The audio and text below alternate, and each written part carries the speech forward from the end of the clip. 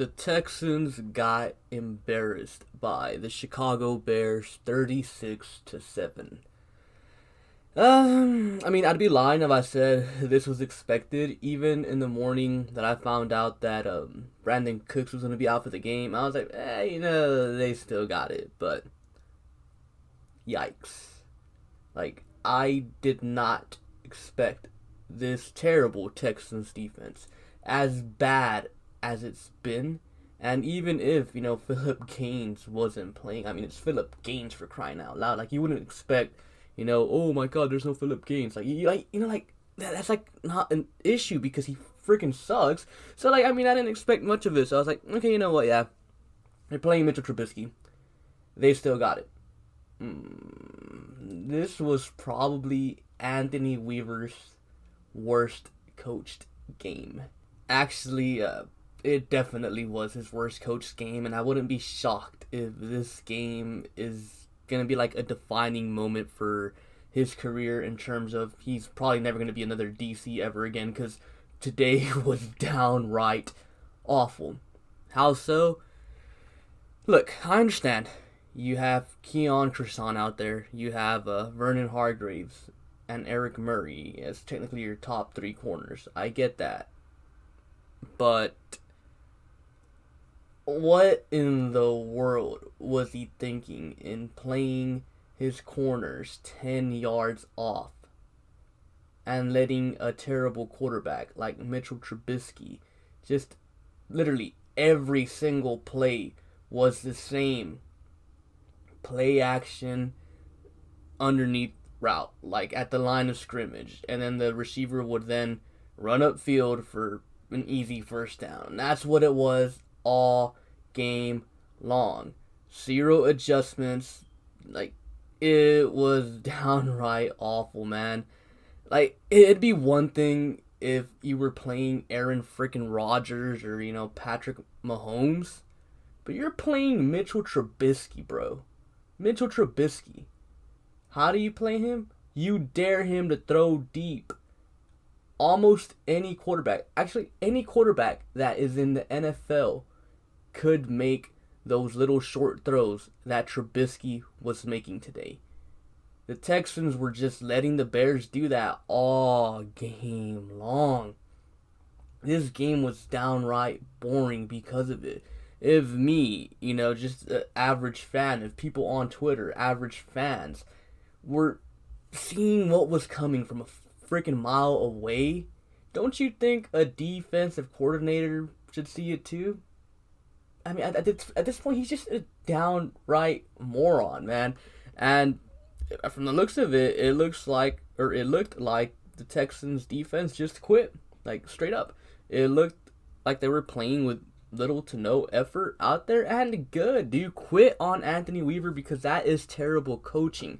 The coach's job is to put the players in position to succeed, and today Anthony Weaver straight up did not do that. Mitchell Trubisky's a terrible quarterback. We all already know that. But he left the underneath routes wide open for him because he was too busy defending deep when Trubisky struggles throwing deep. And yeah, it made absolutely no sense why he did that. And to make things worse, Mitchell Trubisky, he struggles a lot under pressure. And in this game, the Texans only blitzed a few times, and when they did blitz, it kind of worked out for them because they did get 2 sacks on Trubisky. Trubisky would just get scared and kind of cover up the ball, go into a fetal position, how Matt Schaub used to do late in his career here in Houston. So wouldn't it make sense to blitz him more if it was working? But no, Anthony Weaver, let's just keep on doing what's not working. Get that man out of here. I had high hopes for him coming into the season. He had great games against the Patriots. I thought he had a great game against Baltimore, even though the Texans lost by 20 points. He had a few games here and there, but this performance against the Bears is a downright fireable offense. Like I said, if it was Aaron Rodgers, Patrick Mahomes, Russell Wilson, it's a different story. But Mitchell effing Trubisky, he's not a good quarterback. And today, he looked like a semi-decent quarterback. You know, it takes a special kind of bad to make Mitchell Trubisky look good. And it wasn't even on the players, man. Again, Keon Crossan and Vernon Hargraves aren't the ones that decide to line up 15 yards off the line of scrimmage. That's on the coach. Coach puts them there. So, coach wasn't putting them in a position to succeed. So, they clearly didn't. So, F. Anthony Weaver, get him out of Houston. Now, when you flip it over to the other side of the ball, the Texans only put up 7 points. Performance was downright terrible. I mean, obviously, Deshaun Watson played a better defense last week, and he tore them up with the Colts. This week, the same couldn't have been said. I mean, the run game was, again, inefficient. Funny thing is, Buddy Howell goes in, and they finally start having success running. Want to know why? You want to know why? You want to know why? Because David Johnson, he freaking sucks, but he doesn't fit the scheme. Duke Johnson, he's a receiving back, doesn't fit the scheme running-wise. Buddy Howell, he is actually a scheme fit. Surprisingly, a bigger running back. Yeah, who would have thought? Who in a million years would have thought? It doesn't take a freaking rocket scientist to figure that out, man. It doesn't. It's evident that the Texans are more of a power scheme type of team, and they have a zone running back in David Johnson and a receiving back in Duke Johnson. A guy that succeeds in space, Duke Johnson. And then Buddy Howell, he was out there actually carrying people, finding holes, running with a freaking purpose, which is something that I've been asking for the past 2 years. I mean, you're third string running back. It's probably your best running back. Why? Because he's simply a scheme fit.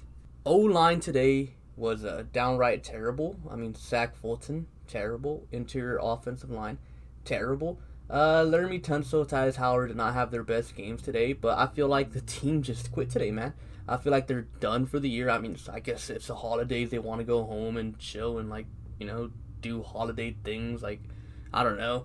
So, I mean, I think the team's done. They've packed their bags. They're ready to get this coaching staff out of here. And Tim Kelly, in my opinion, he did not call a good game today. I mean, the run plays were downright awful. The passing plays, I felt like for most of the day, Deshaun Watson had to scramble around and actually run to gain yards and do things like that off script plays because things weren't working. I mean, the only touchdown the Texans had today was legit Deshaun Watson rolling back to the left and finding Kiki QT, who also broke off his route as well. So, I mean, huge red flag. I mean, yes, the Bears' defense is good, but they played a better defense last week. I mean, does the absence of Brandon Cooks matter like that? Maybe, possibly. Jordan Akins, bald guy, he should just cut his hair, dude. Accept that your hairline's in the middle of your freaking head. Accept that you're going bald. Cut your hair. He dropped a touchdown today. Yeah. I mean, Deshaun Watson got hit pretty hard. He ended up leaving the game for one drive, which was actually one more play. I believe that's what it was. Maybe 2 plays. I forgot. But he didn't finish the drive. Then he went back in, which I thought was moronic. Deshaun got hurt on a hard hit. The offensive line wasn't protecting him that well that day. The receivers weren't open. The play calling was suspect AF. But Romeo Crennel puts him back in there. Yeah, get him out of here. 3 more games, guys. 3 more games of this terrible, terrible coaching staff. Terrible. A lot of people are out there saying, oh, the Texans are screwed. Rebuild. It's coaching, bro. It is coaching. Think about it. Go back from the start of the season. If the Texans are coached decently, just decently, they would be a 7 to 8 win team right now. They would have beaten the Steelers. They would have beaten the Vikings. They would have beaten the Browns. They would have beaten the Titans. They would have beaten the Colts.